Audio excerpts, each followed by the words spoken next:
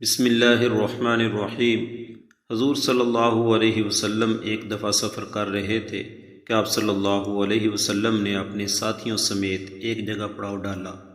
اس علاقے میں ایک عورت تھی جس نے سارے لشکر کے لیے روٹیاں تیار کیں۔ جب وہ فارغ ہوئی تو اس نے صحابہ اکرام سے عرض کیا کہ میں آقا حضرت محمد صلی اللہ علیہ وسلم سے ملنا چاہتی ہوں۔ صحابہ اکرام اس عورت کو آپ صلی اللہ علیہ وسلم کے پاس لے گئے۔ جب یہ عورت حضرت محمد صلی اللہ علیہ وسلم کے پاس گئی تو اس نے عرض کیا، یا رسول اللہ صلی اللہ علیہ وسلم، میرا ایک بچہ ہے۔ میں جب بھی تندور پر روٹیاں تیار کرتی ہوں تو میرا بچہ میرے پاس آ جاتا ہے۔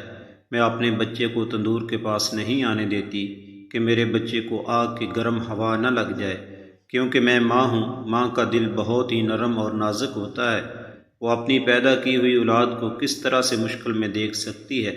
میں نے سنا ہے کہ اللہ تعالیٰ 70 ماؤں سے زیادہ پیار کرتا ہے۔ جب اللہ تعالیٰ 70 ماؤں سے زیادہ پیار کرتا ہے تو خدا ہم کو کس طرح جہنم میں جانے دے گا۔ حدیث پاک میں ہے کہ اللہ تعالیٰ کے آخری نبی حضرت محمد صلی اللہ علیہ وسلم نے اس عورت کی بات سن کر اپنا سر جھکا لیا۔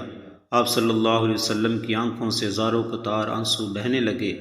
حضور صلی اللہ علیہ وسلم اتنا روئے کہ اللہ تعالیٰ کے حکم سے حضرت جبرائیل علیہ السلام آپ صلی اللہ علیہ وسلم کے پاس تشریف لائے۔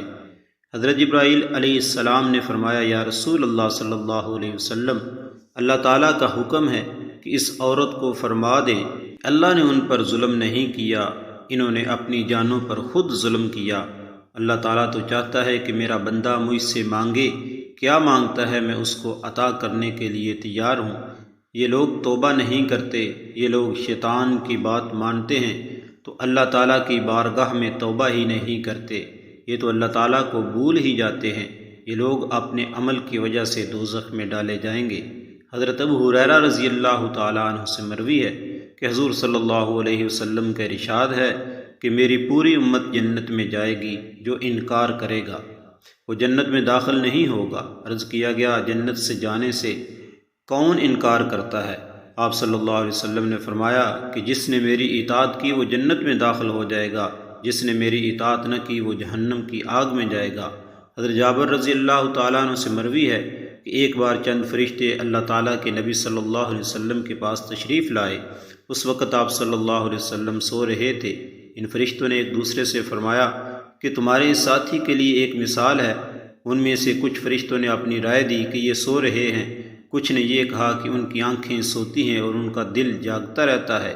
چند فرشتوں نے کہا کہ ان کی مثال اس بندے جیسی ہے جس نے ایک گھر بنایا اور اس گھر میں کھانے کی ایک دعوت کا انتظام کیا اور ایک بلانے والے کو بھیجا، تو جس نے اس بلانے والے کی بات مانی وہ گھر میں آ گیا، اس دعوت میں سے کھایا۔ جس نے اس بلانے والے کی بات نہ مانی تو ظاہر ہے کہ وہ نہ تو وہ گھر آئے گا، نہ ہی اس میں سے کچھ کھانے پینے کو ملے گا۔ اس مثال کا مطلب یہ ہے کہ اس پر بعض فرشتوں نے کا کہنا ہے کہ یہ تو سو رہے ہیں، اور بعض نے کہا کہ ان کی آنکھیں سوتی ہیں اور دل بیدار رہتا ہے۔ تب فرشتوں نے یہ مطلب بیان کیا کہ وہ گھر جنت ہے اور بلانے والے آپ صلی اللہ علیہ وسلم ہیں، لہذا جس نے حضور صلی اللہ علیہ وسلم کی اطاعت کی اس نے اللہ کی اطاعت کی، اور جس نے حضور صلی اللہ علیہ وسلم کی نافرمانی کی اس بندے نے اللہ تعالیٰ کی نافرمانی کی۔ اور حضور صلی اللہ علیہ وسلم کی وجہ سے لوگوں کی دو قسمیں ہو گئی، جس نے آپ صلی اللہ علیہ وسلم کی بات کو مانا اس نے اللہ کی بات کو مانا اور وہ جنت میں جائے گا، اور جس نے آپ صلی اللہ علیہ وسلم کی بات کو نہ مانا اس نے اللہ کی بات کو نہ مانا، وہ جنت میں نہیں جائے گا۔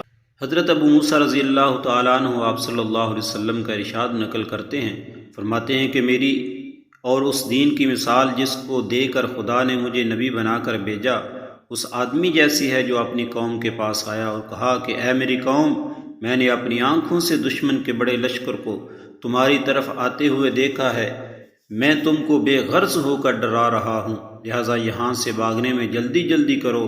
چنانچہ اس کی قوم میں سے کچھ لوگوں نے اس کی بات مان لی اور سرشام چل دیے اور آرام سے چلتے رہے اور وہ بچ گئے، اور اس قوم میں سے کچھ لوگوں نے اسے جھوٹا سمجھا اور وہیں ٹھہرے رہے، تو دشمن کے لشکر نے ان پر صبح صبح حملہ کر کے ہلاک کر دیا اور ان کو بالکل ختم کر دیا۔